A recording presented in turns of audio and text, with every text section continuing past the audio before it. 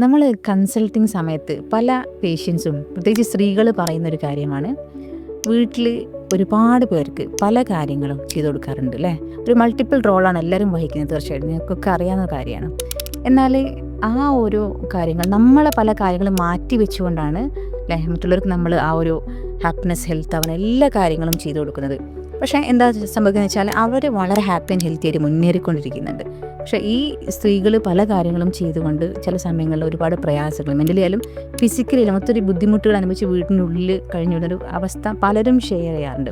അതെന്തുകൊണ്ടാണ് വരുന്നത്? അതിനെന്താ നമുക്ക് ചെയ്യാൻ പറ്റുക? നമുക്ക് ഇത്രയും ബ്യൂട്ടിഫുൾ ആയിട്ടുള്ളൊരു ശരീരം, വളരെ ഹെൽത്തി ആയിട്ടുള്ള അള്ളാഹുവിൽ നിന്ന് ലഭിച്ചിരിക്കുന്ന ആ ഒരു ശരീരം വളരെ ഹെൽത്തിയാണ്. അപ്പം നമ്മളിലേക്ക് അത് തരുന്ന സമയത്ത് എന്താ പറയുന്നത് നമ്മളോട്? ഇതിന് കേടുപാടുകൾ കൂടാതെ അത്രയും ബ്യൂട്ടിഫുള്ളായിട്ട് അതിനെ മരിക്കുന്നവരെ മെയിൻറ്റെയിൻ ചെയ്യാനാണ്.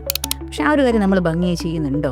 സമയത്ത് നമ്മൾ ഉറങ്ങാറുണ്ടോ? ഭക്ഷണം കഴിക്കുന്നുണ്ടോ? നമ്മൾ മറ്റുള്ളവർക്ക് ഭംഗിയായിട്ട് എല്ലാം ചെയ്തു കൊടുക്കുന്നുണ്ട്. പക്ഷെ അതിൻ്റെ കൂടെ അല്ലേ അന്ന ബദനിക്കാളെ ഹക്ക്, നമുക്ക് നമ്മളോടുള്ള കടപ്പാട് ഏറ്റവും ഭംഗിയായിട്ട് നമ്മൾ നിർവഹിക്കുക. ഒന്ന് ട്രൈ ചെയ്ത് നോക്കാം. നമുക്ക് ആ ഒരു അവർ ഭംഗിയായിട്ട് വളരെ ഹാപ്പി ആൻഡ് ഹെൽത്തി ആയി പോകുന്നുണ്ട്. അപ്പം അതേസമയം നമുക്കും അതേപോലെ അവരോടൊപ്പം മുന്നേറാൻ കഴിയും തീർച്ചയായിട്ടും.